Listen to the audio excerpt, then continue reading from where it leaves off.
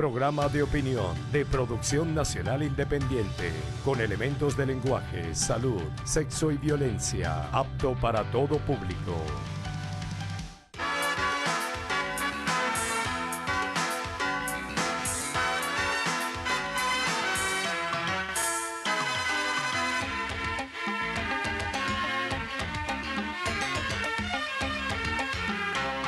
Amigas y amigos, respecto al diálogo del que tanto se habla, el dilema es sencillo.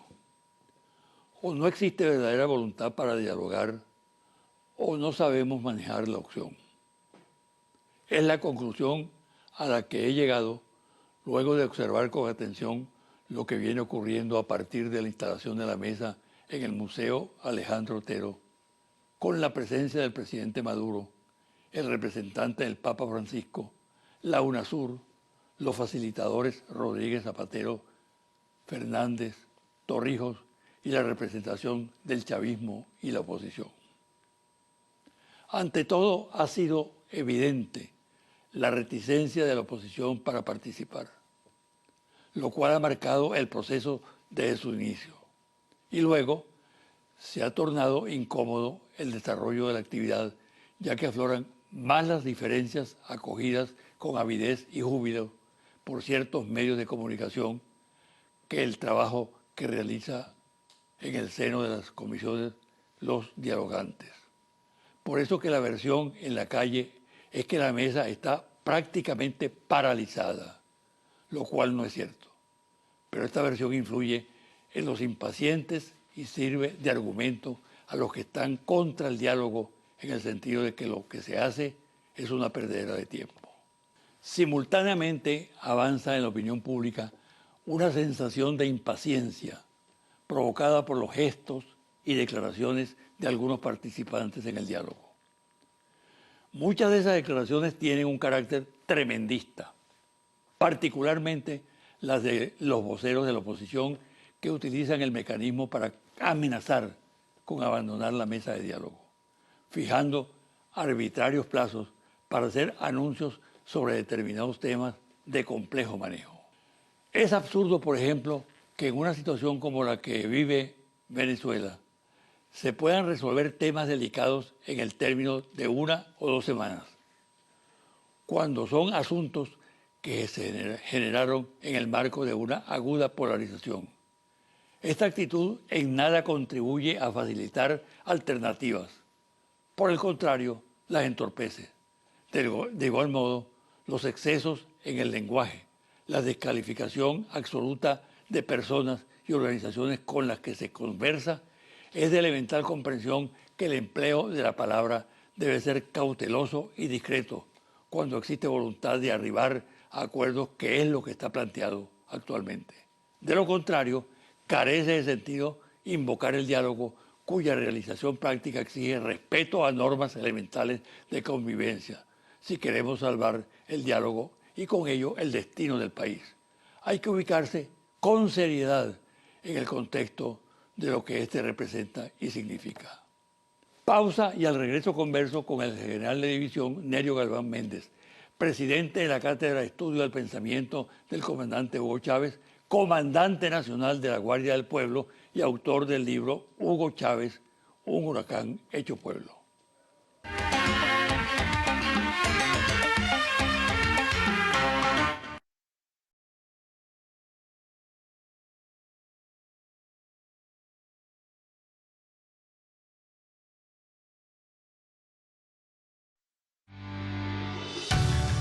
Estás viendo José Vicente Hoy.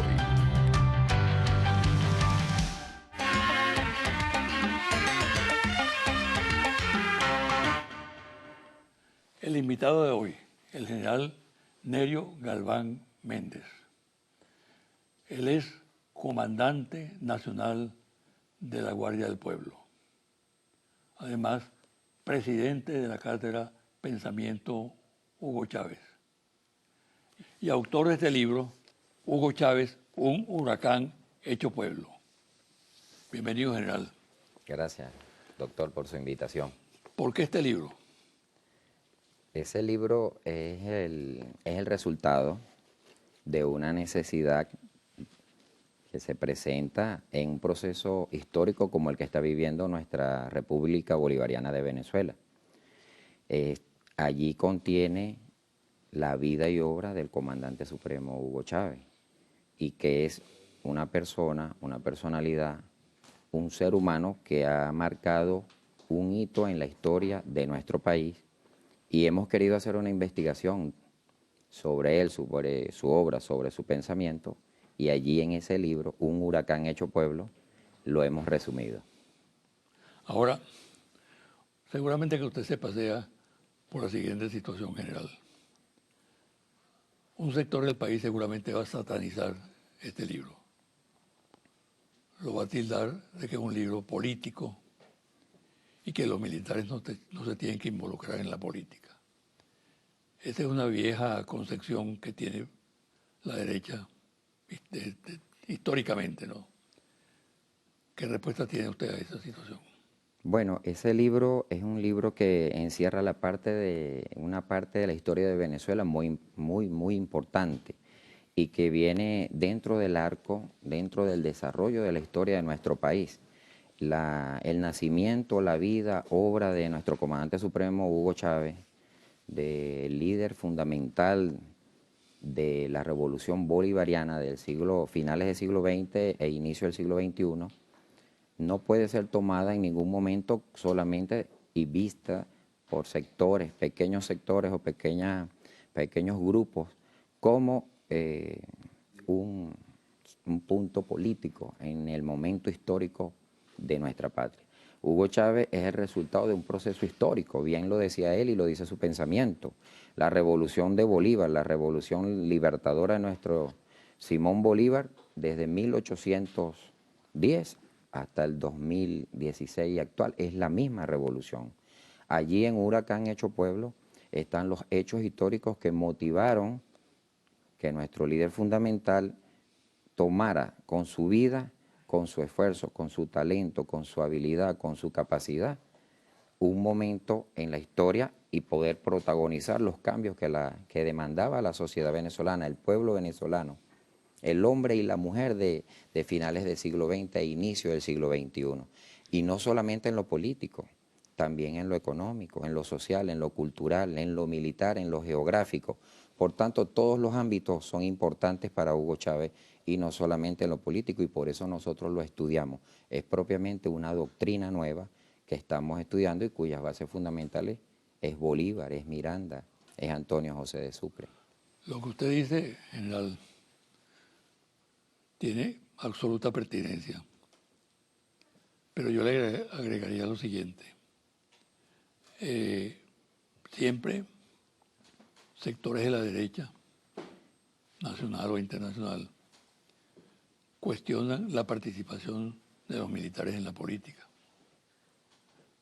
Pasan por alto el hecho de que la Fuerza Armada es una institución política porque está al servicio del ente político por excelencia como es el Estado. Y por consiguiente se explica esa situación.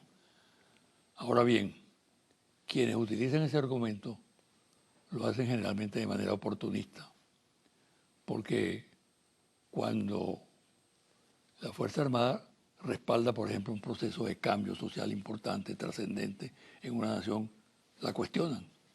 Pero no así cuando la Fuerza Armada se convierte en el sustento de regímenes represivos o que defienden intereses económicos determinados. Bueno, acá en este libro, como bien lo acaba de señalar usted, pues una vez que esté en las manos del pueblo, porque el pueblo es protagonista, un huracán hecho pueblo, quiere decir que el pueblo mismo es un huracán de pasión, un huracán patriótico, un huracán que protagoniza los cambios.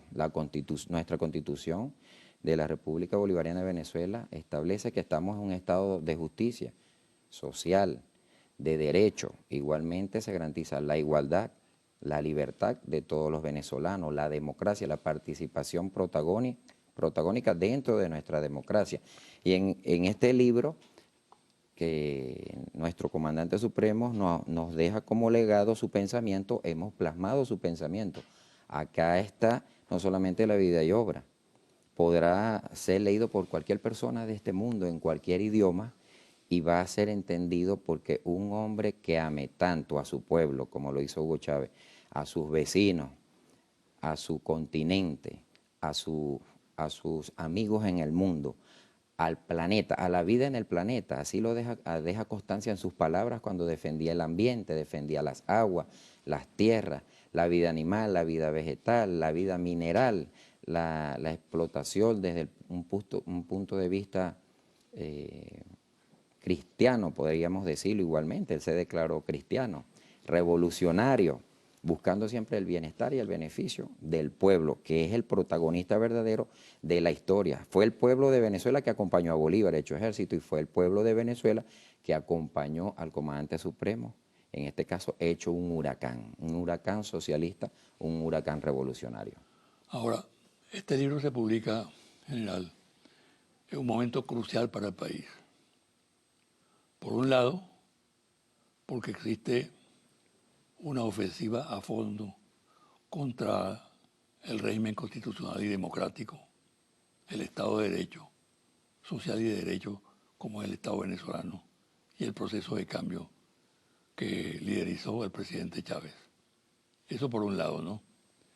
Y por otro lado, existe una arremetida contra la patria, la noción de patria que reivindicó mucho el presidente Chávez. Y hay una ofensiva en este momento destinada prácticamente a desmontar esa concepción de la patria y colocar al venezolano como una especie de paria que puede habitar Venezuela, pero puede ser habitante de cualquier otro sitio del planeta. Al mismo tiempo, hay por parte de sectores de la ultraderecha el intento por desacreditar la imagen de Chávez, de agredir personalmente al personaje, pasando por encima de las circunstancias de que no esté vivo en este momento. ¿Cómo examina usted esos elementos que yo le coloco aquí sobre el tapete? Bueno, casualmente ese planteamiento que me está haciendo usted, doctor, aparece en las respuestas acá. Aquí hay respuestas. Venezuela es un país donde hay una sólida democracia y está demostrado. La estrategia política, la estrategia social de nuestro comandante supremo persiste y está vigente. Ahí está la Constitución, que la estamos respetando y la estamos defendiendo, pero también la estamos estudiando y la estamos llevando de la teoría a la praxis. Mientras la Constitución esté vigente, esté garantizada su cumplimiento, es la herramienta teórica principal que fundamenta el Estado social y el Estado de Derecho. En segundo, el pensamiento del comandante supremo ha sido atacado desde que, inclusive desde antes de ser presidente de la República y de ser comandante en jefe en las Fuerzas Armadas, pero demostró con su trabajo, con su constancia, con su habilidad, con su capacidad, con el interés por el pueblo, en unión con el pueblo, que sí puede hacerse una revolución como la hizo, pacífica y democrática. Actualmente eso está muy vivo. Lo podemos ver en las calles, en las movilizaciones, en la participación popular, en los consejos comunales, en las comunas, en las organizaciones que hacen trabajo, en el Estado mismo, en el corazón mismo de Venezuela. Ahí está el comandante supremo Hugo Chávez, en los edificios públicos, en la calle, en la radio, en la televisión, en los libros, en las universidades, en los tecnológicos, en los liceos, en los simoncitos, en la salud, en la educación, en la cultura, en el deporte, en la tecnología, en la ciencia, en las artes. Ahí está el comandante supremo Hugo Chávez. No son los comentarios de minorías lo que van a llevar a que lo que es una realidad no sea invisible en este caso. Y aquí está presente un legado, está allí vivo, hay un morral de Chávez colocado en la espalda de cada venezolano y que lo va a llevar adelante y que lo lleva con mucha moral, con mucha espiritualidad para seguir los pasos en el porvenir, en adelante de nuestra patria. Vamos a hacer una pausa, general. Y al retorno quiero que conversemos un poco en torno a lo siguiente: la mitificación del líder. ¿El líder es Chávez un mito o una realidad? Me responde al regresar. Ya volvemos.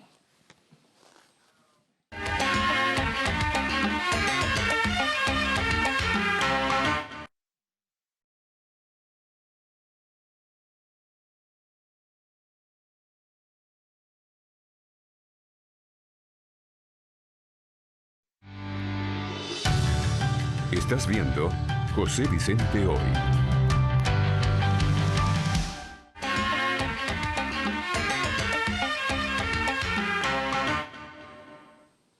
General, se está estudiando mucho no solamente la personalidad del presidente Chávez, sino también su concepción político-ideológica. Y cuando yo le dije a usted que íbamos a conversar acerca del mito Chávez, es porque algunos piensan que Chávez es un mito. Tú eres un mito.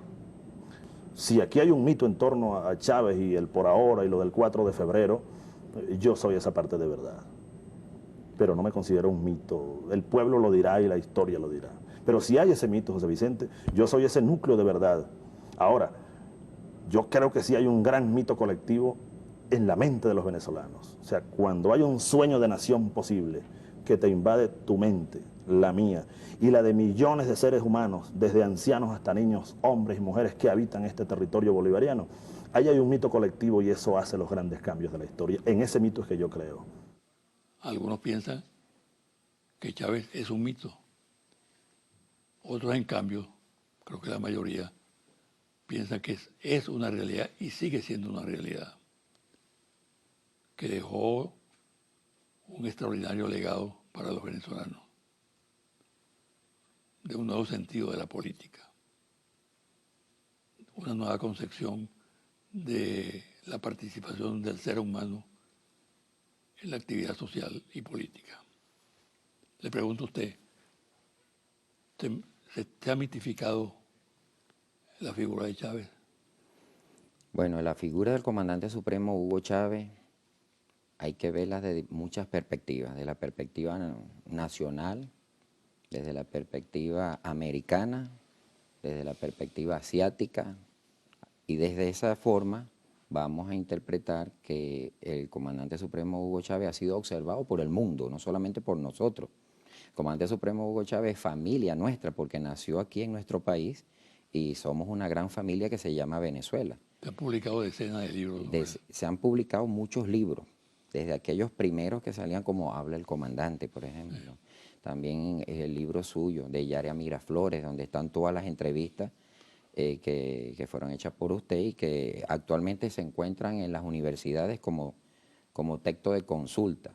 Pero más allá de los textos, los discursos, más de 300 a los presidentes, las líneas del comandante Chávez, muy importante, los halos teóricos, sus discursos, sus decretos, las leyes, las ideas constituyentes, que son muy importantes, sus rendiciones de cuentas ante el Congreso, ante nuestra Asamblea Nacional, sus memorias y cuentas. Allí aparece mucho y se fundamenta mucho su pensamiento. Pero de allí al pueblo, el pueblo es quien lo tiene en su corazón. El pueblo tiene en su corazón al comandante supremo Hugo Chávez, lo tiene en su casa, lo tiene en su oficina en forma de retrato, está allí en estampita, está allí en figuras de porcelana, en diferentes figuras. Pero más allá del amor, no podemos hablar de mitificación cuando hay un corazón de por medio. El pueblo ama al comandante supremo Hugo Chávez, ama su memoria, ama su pensamiento, atesora su gestión, defiende su obra de gobierno, que son sus misiones, son sus ideas, es el mundo de las ideas que vive en el pueblo, en el imaginario de nuestro pueblo. Son las ideas del comandante supremo las que construyen la realidad y la están construyendo. Está allí, de hecho, yo estoy hablando del comandante supremo en tiempo presente. Es decir, es una idea viva, es una realidad, está allí en nuestras franelas, en nuestros discursos, en nuestras clases. Se está estudiando el pensamiento del comandante supremo Hugo Chávez en esos tres niveles, en el mundo de las ideas, como realidad nacional y como verdad perfecta, porque es una verdad. La realidad nos lleva a la verdad y el pueblo está allí, es testigo de que es una verdad presente, es una verdad actual y va a seguir siendo una verdad a futuro, a mediano, a largo y a muy largo plazo, porque la historia lo ha descrito así. Nosotros mismos no podemos detener la historia y la historia ha dado cuenta que el comandante Chávez vive en este momento. ¿Cómo caracteriza usted la marcha de Chávez hacia el poder? desde su nacimiento específicamente. Allí en el libro Un huracán hecho pueblo define muy bien los antecedentes, 4 años antes de que naciera el comandante supremo Hugo Chávez, lo que estaba aconteciendo en el mundo, hasta el momento que él nace. Debemos recordar que nuestro comandante supremo Hugo Chávez nace en el año 1954, un 28 de julio. Pero ¿qué estaba sucediendo en Venezuela y en el mundo? Podemos destacar, por ejemplo, que el niño Hugo Chávez nació en un país que estaba en dictadura. Quien nace en dictadura ya de por sí va a ser un ser que va a querer la libertad, que va a querer la igualdad, que va a promover un Estado diferente, un Estado social diferente, de justicia en este caso. El niño Hugo Chávez nace en el contexto propiamente de una posguerra, una Segunda Guerra Mundial, pero igualmente de una guerra de Vietnam que estaba en plena ejecución y una guerra de Corea que estaba todavía caliente. Ese es el contexto internacional. Si unimos al contexto internacional de ese niño que va creciendo y lo que tuvo que ver, oír por la radio, porque la televisión todavía no había llegado en Venezuela. La televisión la inventaron en 1953. El niño Hugo nace en el 54, pero la radio la habían inventado en 1923 y para esa época, 30 años habían pasado, ya la radio estaba en Venezuela. Pero ese niño oía la radio, oía el deporte, oía las noticias, fue creando una conciencia patria dentro del gran conocimiento del movimiento mundial cuya experiencia fue tomada a través de los Y noticieros. el aporte de la academia. Dentro de la academia militar, una vez que el niño Hugo se hace adolescente, entra en la academia militar. Ahí aprende los valores patrios que aprendemos todos los militares, el amor por la bandera, por el escudo, por la geografía nacional, por nuestros lagos, nuestros ríos, nuestras montañas, donde vivimos, es decir, nuestro hogar, nuestro gran hogar. Muchas veces el venezolano tiene la conciencia de hogar, de su casita, de su apartamento, pero la conciencia de patria hay que crearla para que exista. Es decir, tenemos una geografía inmensa que es nuestra por derecho, porque nacimos aquí, porque somos nacionales de aquí, y allí el comandante Hugo Chávez fue un maestro, un gran tutor, un gran promotor del patriotismo, llevándole al venezolano a su conciencia que la patria es Venezuela, que la patria es América, que el planeta también es parte de la gran patria. ¿Cómo manejó, y está reflejado en el libro, el concepto militar respecto, por ejemplo, a la estrategia, respecto a la guerra no convencional, respecto a la creación de una nueva doctrina militar bolivariana, que son sin duda aportes fundamentales hoy en día? Bueno, la nueva doctrina militar bolivariana, como bien usted la acaba de nombrar, es fundamento del estudio por parte de las Fuerzas Armadas. Nosotros estudiamos, por ejemplo, nuestro periodo de independencia, posindependencia y anterior a la independencia, cómo el pueblo obtuvo su libertad, cómo el pueblo logró, por ejemplo, la libertad de los esclavos a través de sus luchas cívicas, sus luchas sociales, sus luchas armadas y no armadas. Venezuela es el resultado de un proceso histórico. Nosotros podemos decir, desde el año 1498, 1500 específicamente, 1506, Venezuela comenzó sus luchas de resistencia. Pero una vez que nos mezclamos, tanto el español como el indio, como el negro que fue traído para trabajar aquí, se instala una esclavitud, un coloniaje y una esclavitud, un modelo feudal. Las tierras pertenecen al rey y a los súbditos del rey. El que le sirve al rey tiene tierra, pero también tenía una fuerza armada, que es una fuerza armada imperial. El venezolano, nacido acá en estas tierras, de por sí rechazó siempre ese modelo. Ese modelo modernamente tiene otros nombres. Pero igualmente la doctrina militar bolivariana, esa que se nutre del árbol de las 3 raíces inicialmente, hoy el árbol de las 5 raíces, es de un pensamiento bolivariano, un pensamiento zamorano, un pensamiento mirandino, es el pensamiento de Simón Rodríguez. Actualmente está alimentado del pensamiento del comandante supremo Hugo Chávez, pero es ese pensamiento libertario, liberador, el que persiste para las luchas que van en contra de los intereses, en contra de la nacionalidad. Nuestra moderna Fuerzas Armadas, nuestra moderna Fuerza Armada Nacional Bolivariana es una sola, bajo un solo comando.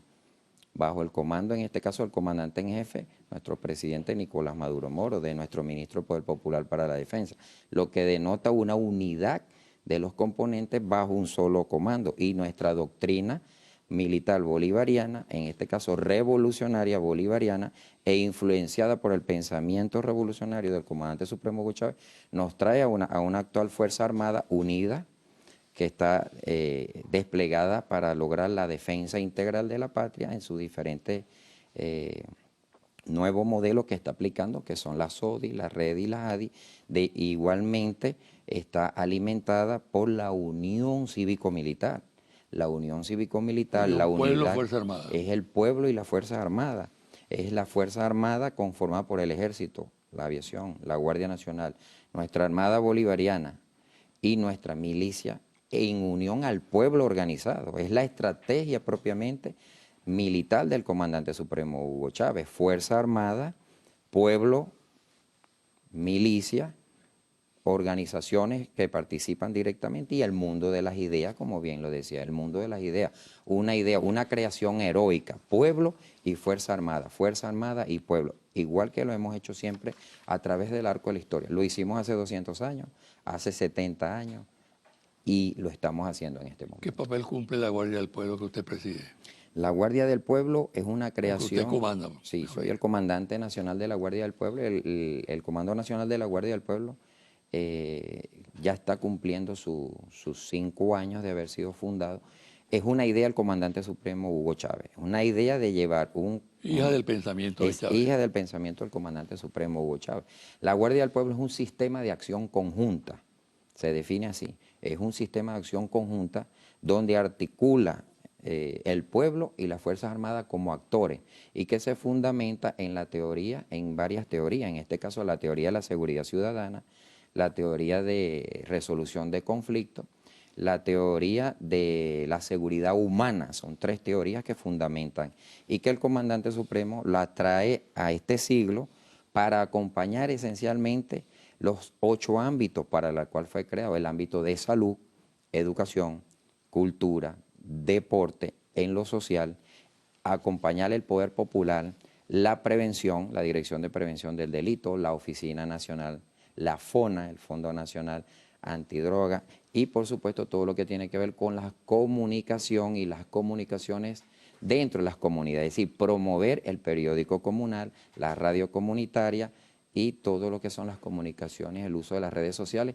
a nivel comunal para crear esa unión cívico-militar perfecta que nos va a llevar a la máxima suma de felicidad posible dentro de nuestras propias comunidades. Todos esos aspectos se resumen en lo que se llama la nueva doctrina militar bolivariana. Es parte de la nueva doctrina militar bolivariana y siempre debemos recordarle el pensamiento: unión cívico-militar, desarrollo integral, la participación activa, pueblo y Fuerzas Armadas en la defensa del pueblo, porque el pueblo es el protagonista acá.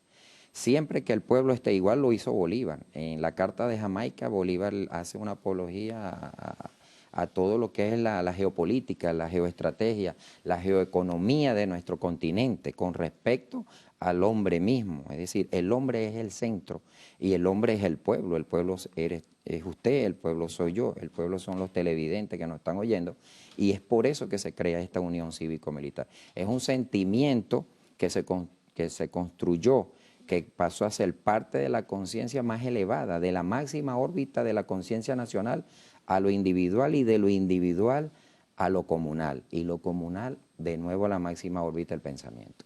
Y en cuanto a la guerra no convencional, ¿cómo es asumida? Bueno, la guerra no convencional está allí.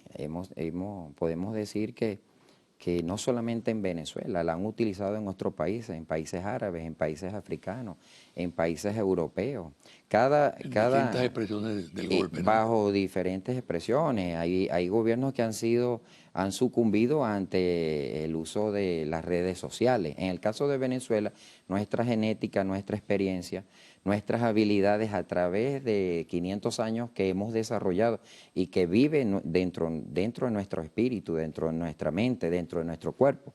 Ese tipo de guerra nosotros la estamos venciendo, la hemos vencido, de hecho estratégicamente está vencida, porque el tiempo da cuenta de que la revolución socialista y bolivariana, humanista, el comandante supremo Hugo Chávez ya venció esa guerra. El venezolano no cae en esas trampas, son muy pocos los que se dejan convencer de un Twitter, de un Facebook, de una propaganda nacional o internacional, porque sabemos y conocemos la patria. La patria la construyó el pueblo y el pueblo va a defender junto a sus Fuerzas Armadas siempre la patria. En el pensamiento estratégico militar del comandante supremo así se da a conocer. Y es un sentimiento, porque basta que toque el clarín de la patria para que el corazón, el espíritu y el alma del venezolano esté presente en la batalla de la victoria. Y en cuanto al llamado legado de Chávez, ¿cómo lo definiría usted? ¿Qué contenidos tiene? Algunos lo perciben como una especie de catecismo, de dogma. Otros tienen una visión mucho más amplia, laxa, en el sentido de que busca plasmar también y desarrollar el principio fundamental de la unión pueblo-Fuerza Armada. El legado del comandante supremo Hugo Chávez es amplio, es grande y es hermoso. Lo hay en el mundo espiritual, lo tenemos en el mundo material, lo tenemos en la ciencia, en las artes, en las diferentes disciplinas. Estudiar al comandante supremo Hugo Chávez es muy hermoso, porque es como estudiar a Bolívar, es como estudiar a Miranda, pero es mucho más amplio. El legado del comandante supremo Hugo Chávez radica en su pensamiento, y el pensamiento del comandante supremo Hugo Chávez, nosotros acá en el libro Un huracán hecho pueblo, podemos definir precisamente 15 frentes estratégicos de su pensamiento. Allí definimos el pensamiento político, que es muy conocido, el pensamiento social, el económico, el cultural, el ético-moral, el moral espiritual, el militar, el ambiental, el geográfico, el geoestratégico, geoeconómico, geopolítico y el educativo-deportivo o deportivo-educativo. Es muy amplio. Podemos hablar inclusive de su humildad, igualmente, su fe igualmente. Era un hombre de fe, se declaró cristiano, pero era un hombre de fe, era un hombre que aceptaba igualmente la existencia de un Dios, al cual reconocía como comandante de todos los comandantes. Y eso es parte de una riqueza espiritual que lo lleva a crear las misiones presidenciales, que las bautiza como la misión Cristo. Para el 2021, como decía, no debe haber en Venezuela desigualdades sociales, económicas, políticas y sociales, donde siempre hacía hincapié. Es un libertador y un liberador de la cultura.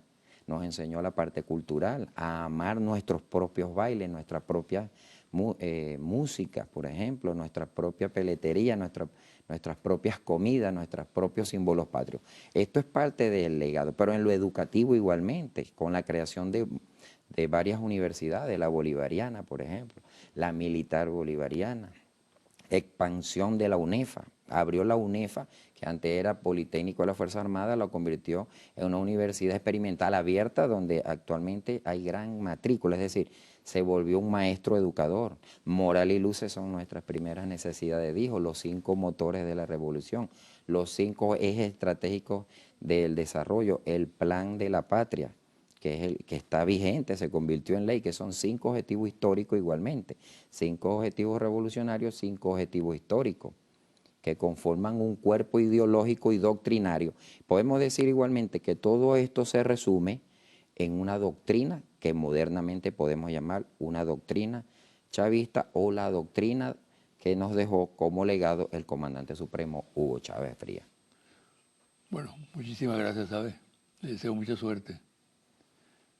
La mayor difusión de este libro, que yo creo que es fundamental para el conocimiento del pensamiento de Chávez. Bueno, y del libro también puedo darle al pueblo la información que contiene unos capítulos muy hermosos, la vida y obra del comandante, la influencia que recibe su pensamiento tanto nacional, continental, hemisférica y mundial, y el desarrollo de su vida política en verdad perfecta, como la llamo. También en la contraportada aparece el concepto de chavismo y un pensamiento de nuestro comandante supremo, Hugo Rafael Chávez Frías, que destaca que la revolución debe hacerse en Venezuela en el marco de los acontecimientos internacionales.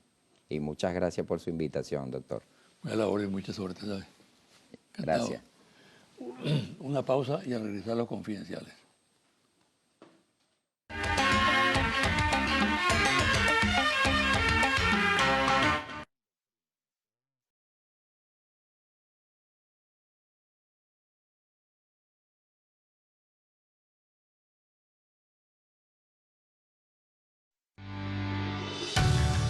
Estás viendo José Vicente Hoy.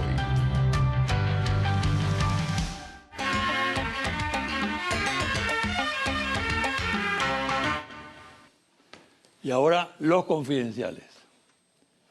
La ofensiva para destruir a PDVSA se intensifica internacionalmente y dentro del país. El bloqueo financiero crece en el exterior con el propósito de asfixiarla. Y aquí en Venezuela, la derecha y todos los factores que trabajan por el derrocamiento del presidente Maduro adelantan una feroz campaña de descrédito. De esta campaña forma parte la investigación amañada, montada por truhanes desde una comisión de la Asamblea Nacional, para golpear moralmente a la empresa estatal y centrada en la persona de su expresidente Rafael Ramírez por razones exclusivamente políticas. La maniobra está clara y requiere de una respuesta contundente del país. Ya Ramírez anunció su decisión de defenderse y de desenmascarar la siniestra trama, para lo cual cuenta con amplia solidaridad nacional. Difícilmente la MUD podrá recuperarse de los errores en que ha incurrido últimamente sus dirigentes, en particular los que forman parte del grupo integrado por Primero Justicia, Acción Democrática, Un Nuevo Tiempo y Voluntad Popular. Esos errores, como por ejemplo la convocatoria de marchas con consignas amenazadoras de derrocar el gobierno de Nicolás Maduro, la actitud ante el llamado a diálogo y el empeño en activar un revocatorio que está muerto, así como unas elecciones presidenciales para el próximo año 2017, han rebasado la paciencia de los seguidores. Esta situación determina que al interior del organismo coordinador de la oposición se abra paso el pesimismo. Cada día son más categóricos los rechazos a los dirigentes a los que se les tilda de incapaces. Hay anécdotas reveladas en medios políticos de que en la actualidad dirigentes calificados que hasta hace poco gozaban de popularidad evitan ahora hacerse presentes en actos públicos por temor a ser repudiados y agraviados. El enviado por el Papa Francisco para participar en la mesa de diálogo, Monseñor Claudio Celli, persona de extrema confianza de su santidad, ha manifestado su desagrado por la actitud adoptada por los representantes de la oposición al pretender fijar plazos con carácter perentorio para arribar a acuerdos. El enviado papal habla de inmadurez, de poco conocimiento acerca de lo que es un proceso de diálogo. Sectores de oposición han arribado a la conclusión de que no pueden continuar el trabajo político que realizan e impulsar una línea de acción eficaz en medio de la complejidad de la situación, sin adelantar al mismo tiempo una política militar. Estiman que es indispensable eliminar del discurso opositor los ataques a la Fuerza Armada Nacional Bolivariana, que hay que tender puentes y facilitar una relación respetuosa hacia los altos mandos castrenses. También hay un sector partidario de definir una política militar de signo contrario, de signo subversivo. Consideran que los organismos de inteligencia del Estado mantienen un control eficaz y que por consiguiente hay que extremar las medidas de seguridad. En todo caso, se considera en esos medios que la intervención militar es indispensable en las actuales circunstancias. Hay ONGs que reciben fondos para conspirar contra el gobierno venezolano. Recientemente los directores de las ONGs Civiles y Transparencia Venezuela hicieron un balance sobre el examen periódico universal de los Derechos Humanos que se le hizo a Venezuela en Ginebra. Estas dos organizaciones conspirativas a nivel internacional trabajan como cajas oscuras, parecidas a los paraísos fiscales, para el envío y aporte de dinero a la ultraderecha venezolana. Se pudo conocer igualmente que la organización de nombre Citizen Far Integrity, ubicada en Miami, mantiene una red de negocios e interconexiones con buen número de empresarios y personas que han logrado filtrar y hacer negocios con el gobierno bolivariano, destinando parte de sus fondos para financiar a la oposición en Venezuela y fuera del país. Confidencial al cierre.